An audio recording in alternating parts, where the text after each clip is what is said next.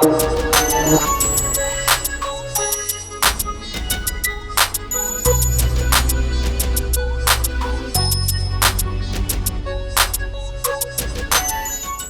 I'm a Huntington native. I grew up on Minton Street, actually around the corner from where we are right now. I was here up until about 6th or 7th grade, and then I moved up to Cincinnati to, pursue basketball, bigger pond, better players, more exposure, things of that nature. So I took that route, and I was up there up until I graduated. I went to Kansas State University, left there after a season, went to the NBA, played with the Boston Celtics, the New York Knicks. I've been overseas, Uruguay, Philippines, Turkey, Croatia, Japan, probably a few other stops along the way, and then also Miami Heat. So I'm here now. I just finished the season last year in Japan, D1 League with the Shiga Lake Stars. So.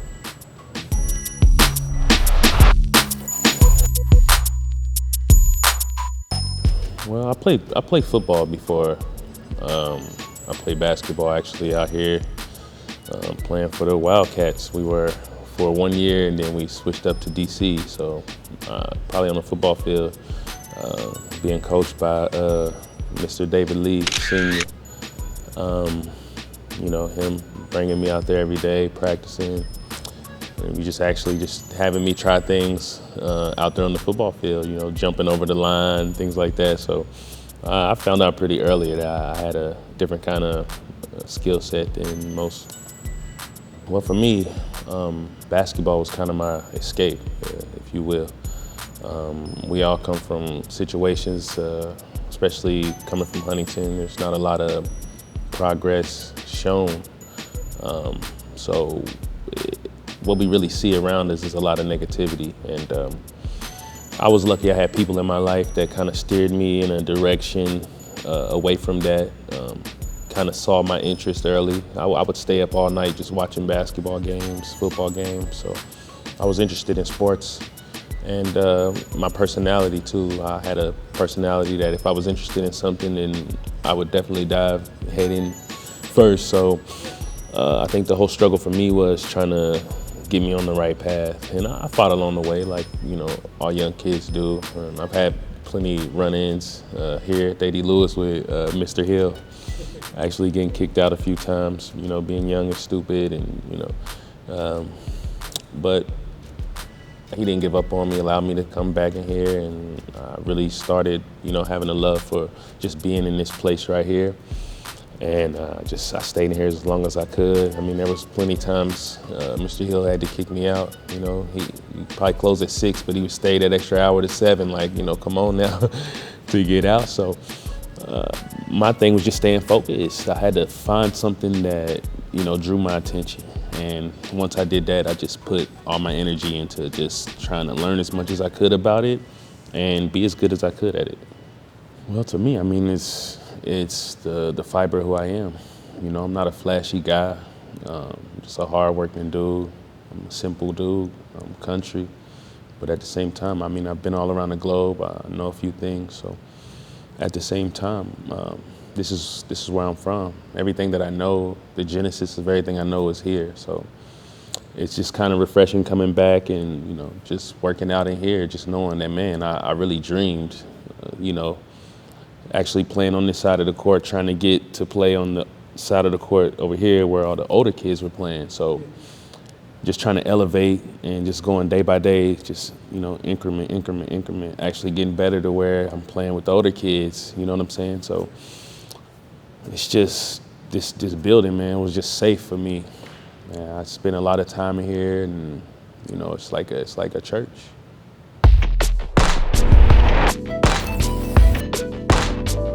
I'm just sitting here a lot, and the kids are people I know who their parents have, helped me get steered in the right path.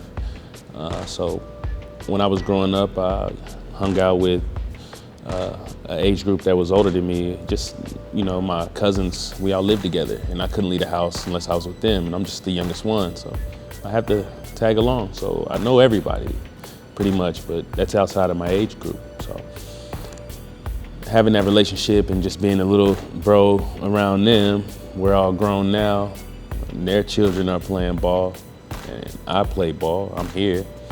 We just linked up, and they actually keep me going, because it's just more motivation knowing that at the age that I'm at, there's still people still trying to do this thing that I'm doing. So every day I can't take it for granted. So just as much as I'm in here working them out, I'm working out in the morning before I even get here to work them out. Just I got to stay a step ahead. I see how hard they're working, so it's sort of that type of thing, though.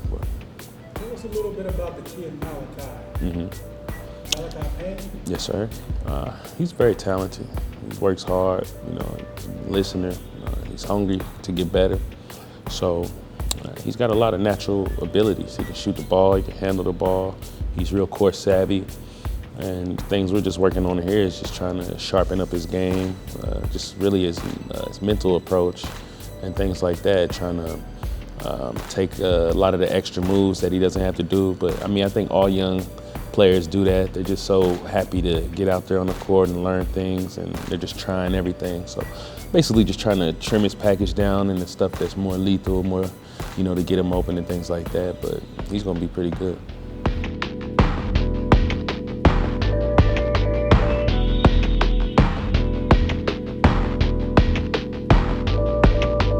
So you said you grew up on Minton Street, so obviously Northcott Court.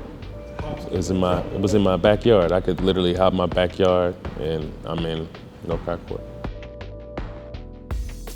The first time you came home and it was gone, what you think about that? Oh man, it's just a sign of the times, man.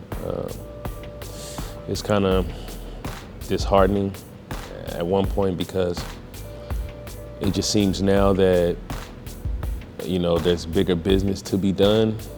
Things are happening, I grew up in this town when there was a crack epidemic. It was everywhere. A lot of people were affected by it, dealers, users, both. And there was no treatment. There was no, call to, try to stop this sort of thing, because it pretty much primarily affected a certain group of people.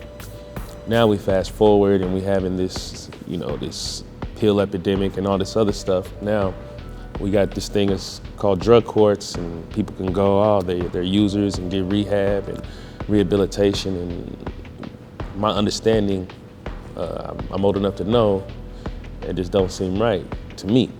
So I've always said that. And just the fact that driving into town, you see so much Robert C. Byrd plastered above the town, it just signifies the type of area you're in. But we've lived under this for our entire lives until we venture out and we start to understand that it's much more bigger than just black and white. But a place like this, it's just contained, and I think they like it that way.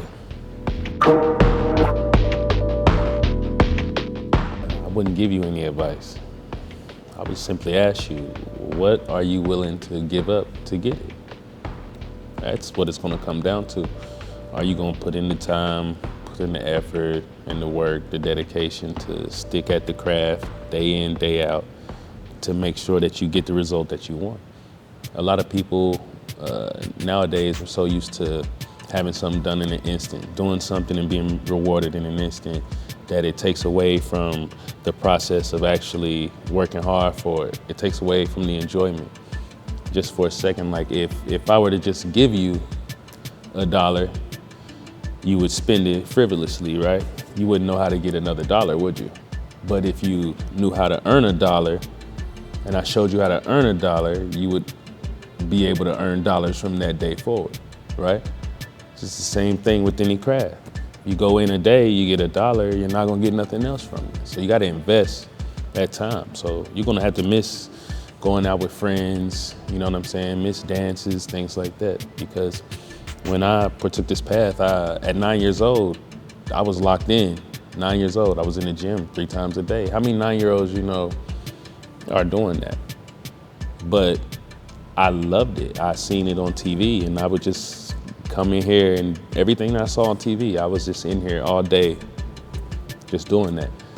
And that was it. And I've been that way my whole life, and I'm still doing this at the age of 33. So what's next for Bill Walton? What's next?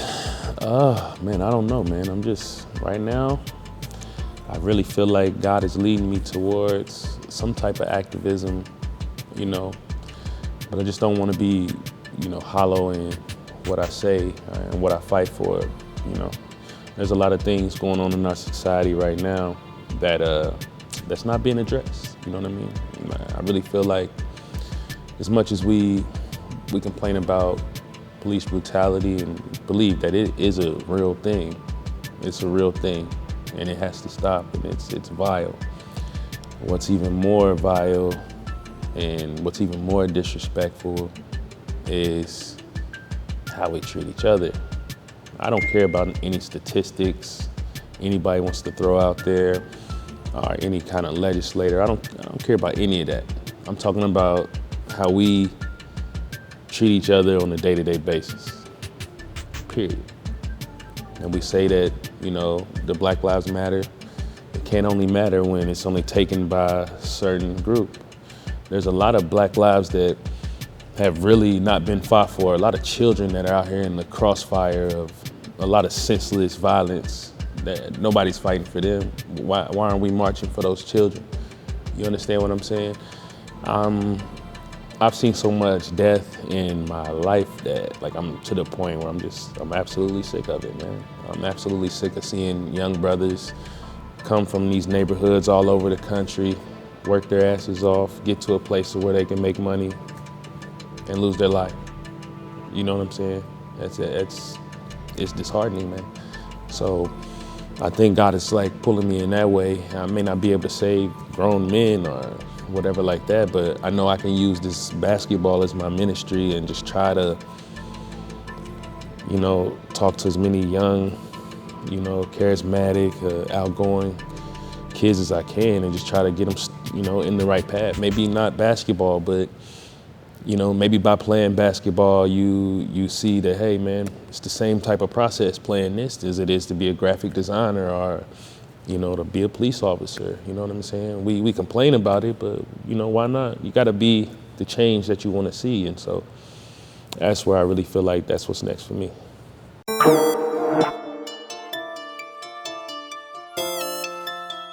I think what I've gotten most from, playing basketball in different, countries, around different people, different cultures, I've learned that everybody's really out here trying to do the same thing in a general statement. Everybody's trying to make a way for their families, for themselves. Everybody wants to be successful. Nobody wants to fail. Nobody wants to do that. So that's one thing that I learned, that everybody's pretty much doing the same thing. What makes us different is our languages and sometimes our religious practices, but it's in the spirit of the same thing, brotherhood and kindness and thankfulness and humbleness. So it's the same thing, right? Respect is the biggest part of it all. You can't go to another country and expect things to be how they are here, there. It's not that way. You have to respect cultures. In Japan, you have to take your shoes off, going into places. You have to, bow and things like that. That's commonplace with just having manners, right? So you have to have the respect to go out your way to learn these sort of practices so you can, show that you are trying to respectfully fit in. And that's it. The thing that I could bring from that to here is just have respect. If everybody just had that, just common respect, I think a lot of things would change. Because black or white, at the end of the day, we all want to take care of our children, take care of our households. We all want to stand on our feet and be men. And that's it.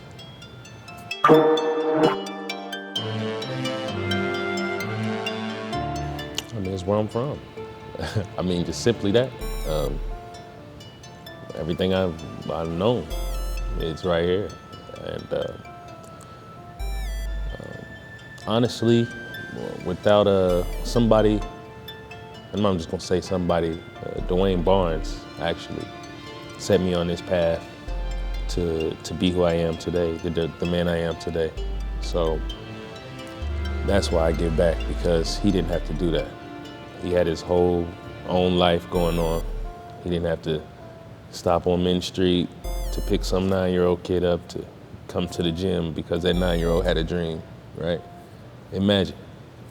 So that's why I'm compelled to, especially through this is probably, one of the ways that I can now. This is, like I said, this is my ministry. This is, where I came a lot of times, and just, I could escape everything that was going on around me just by being in here for those 8 hours. So I just gotta give it back. I mean, I wanna see the youngest successful. I wanna see them accomplish their goals. I wanna see them do big things. I mean, I don't wanna take any credit, but I just wanna make sure that, they know what they're getting into and they know how hard they gotta work. That's it. Thank you, brother. I appreciate it. All good, my brother. I'm Bill Walker, and I am Huntington.